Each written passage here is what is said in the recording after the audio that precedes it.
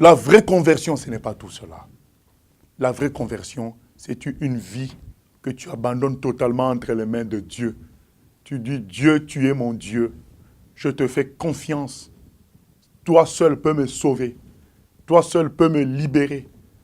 Toi seul peux me guider. Tu choisis Dieu comme guide, comme maître et sauveur. À partir de cet instant-là, c'est lui qui pilote ta vie. Tu renonces au diable, au péché et au mensonge. Tu vis une vie remplie du Saint-Esprit et tu es appelé enfant de Dieu.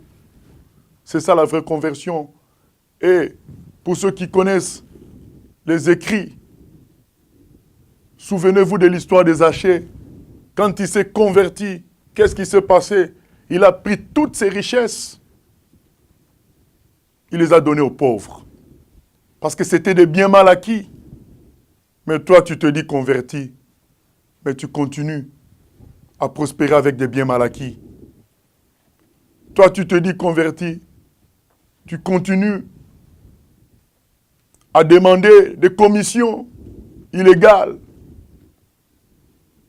Toi qui demandes la prière des pasteurs, tu continues à voler là où tu travailles. Est-ce que c'est ça la conversion?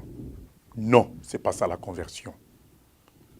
Nous avons un autre exemple de conversion avec Paul. Il allait persécuter les chrétiens. Et sur le chemin de Damas, Jésus-Christ lui paraît. Paul s'est converti. Il dit la phrase suivante. Seigneur, que veux-tu que je fasse? Aujourd'hui, les gens, quelle phrase ils disent? Seigneur, je veux que tu fasses ceci pour moi. Je veux que tu fasses cela pour moi. Est-ce ça la conversion? Non. La conversion te fera dire, Seigneur, que veux-tu que je fasse? Je t'appartiens. Comme Paul le dit encore dans Galates 2:20, je suis mort avec Christ. Et si je vis, ce n'est plus moi qui vis, mais c'est Christ qui vit en moi. C'est ça la conversion. Paul dit, que veux-tu que je fasse? Je ne m'appartiens plus, je t'appartiens, Seigneur. Aujourd'hui, Dieu est devenu une banque pour certains, un hôpital pour d'autres, un voyant pour d'autres encore. Ils vont voir les pasteurs pour écouter des prophéties, des formes de voyance par rapport à l'avenir. Ils ne vont pas chercher l'Éternel. Dieu te demande de te convertir réellement, de le laisser prendre possession de ta vie. C'est ça qu'il veut pour toi. C'est ça la vraie conversion. Matthieu qui est devant son bureau, collecteur d'impôts, en quelque sorte, un trésorier des impôts de l'époque. Jésus lui dit, Matthieu, suis-moi. Il se lève, il suit le Seigneur. Pierre, Jean et les autres qui font une pêche miraculeuse par la puissance du Seigneur. Il est écrit dans Luc 5, ils abandonnèrent tout et le suivirent. Mais aujourd'hui, les gens gardent ce qu'ils ont et ils disent, Dieu ajoute. Est-ce ça la conversion? Non. La conversion, c'est dire, Seigneur, ce que je suis et ce que j'ai n'est plus à moi, c'est à toi. Gère-moi selon ta volonté, papa.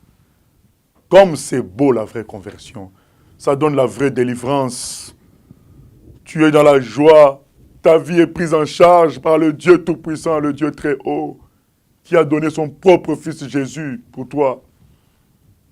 La vraie conversion, c'est la liberté, c'est la délivrance par rapport à ce monde. Il y en a qui disent, j'aime le Seigneur, mais j'aime aussi la sape. Est-ce que tu es vraiment converti? Il est écrit, bien-aimé, n'aimez point le monde et tout ce qui est dans ce monde. 1 Jean 2, 15 à 16. Nous ne sommes pas contre les vêtements, mais nous disons tout simplement, cherchez d'abord le royaume des cieux et vous aurez le reste. Nous devons chercher l'Éternel, chercher à plaire à Dieu, chercher à le laisser nous porter et lui s'occupe du reste. Cherchez à être ses témoins, lui s'occupe du reste. C'est ça la vraie conversion. Vous vous souvenez du jeune homme riche qui a dit à Jésus, je veux te suivre, je veux être bon. Jésus lui dit, vends tous tes biens et suis-moi. La vraie conversion, c'est se livrer totalement au Seigneur. Tu ne peux pas te convertir et t'accrocher aux choses du passé. Celui qui est en Christ est une nouvelle création. Les choses anciennes sont passées et toutes choses sont devenues nouvelles. C'est ça la vraie conversion, mon ami. Entre dans la vraie conversion.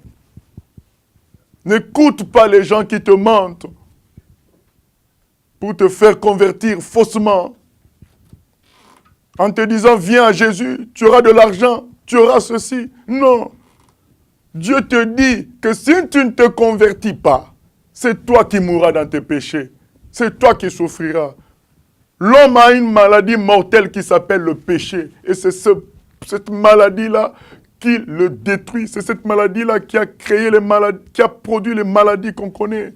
C'est ce virus-là du péché qui a produit les catastrophes naturelles, qui produit les guerres, qui produit la souffrance, bref. Et Dieu nous dit, il faut qu'on se repente. Et si on se repent, on est réconcilié avec lui. Sa grâce se manifeste. Le Tout-Puissant devient ton bienfaiteur. Quelle bonne nouvelle! C'est pourquoi on appelle l'évangile. L'évangile veut dire bonne nouvelle. Donc Dieu a donné son Fils Jésus afin que nous soyons réconciliés avec lui, afin que nous soyons vainqueurs du mal, libérés de l'égoïsme, de la corruption et vivants pour l'éternel, par sa puissance. Que son nom soit béni. Amen. Amen. Et nous voulons parler de la responsabilité individuelle. C'est quoi la responsabilité individuelle? Nous allons pour cela lire un passage, Deutéronome 28. Deutéronome 28, d'abord 1 à 8. Ensuite 15 à 21. Si tu obéis à la voix de l'Éternel, ton Dieu, en observant et en mettant en pratique tous ces commandements que je te prescris aujourd'hui, l'Éternel, ton Dieu, te donnera la supériorité sur toutes les nations de la terre. Voici toutes les bénédictions qui se répandront sur toi et qui seront ton partage, lorsque tu obéiras à la voix de l'Éternel, ton Dieu. Tu seras béni dans la ville et tu seras béni dans les champs. Le fruit de tes entrailles, le fruit de ton sol, le fruit de tes troupeaux, les portées de ton gros et de ton menu bétail, toutes ces choses seront bénies. Ta corbeille et ta huche seront bénies.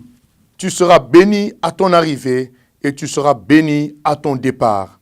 L'Éternel te donnera la victoire sur tes ennemis qui s'élèveront contre toi. Ils sortiront contre toi par un seul chemin et ils s'enfuiront devant toi par 7 chemins.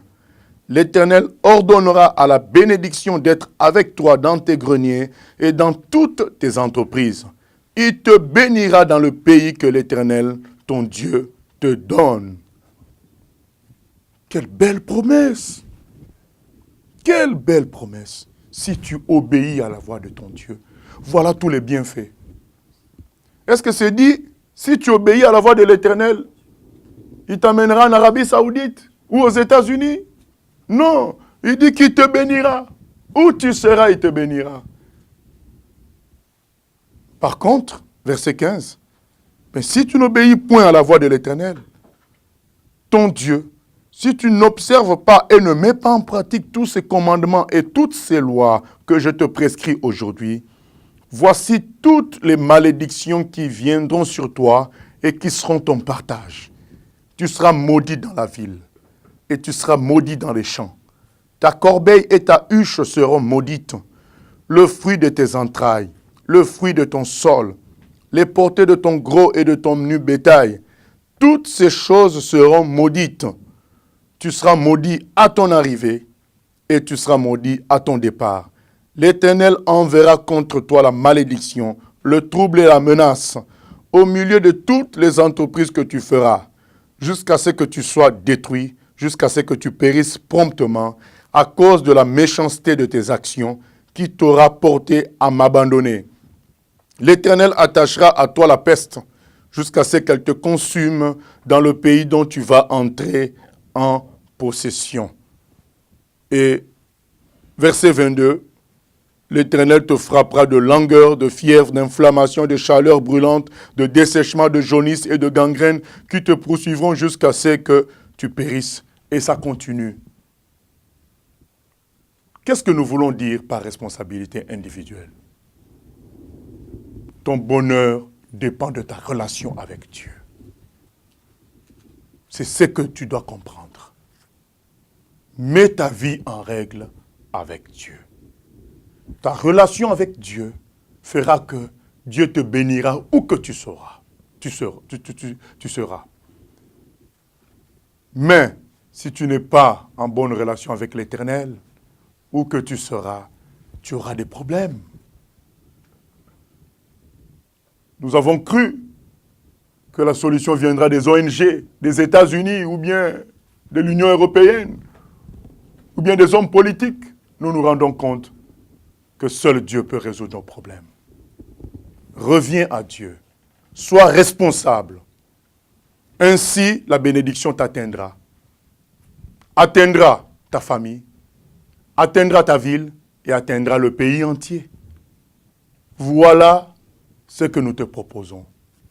Aujourd'hui, reviens à Dieu et ensuite, sois responsable dans ta relation avec Dieu, sois obéissant et ton pays, ta région, cette belle région du Congo, connaîtra la gloire de Dieu.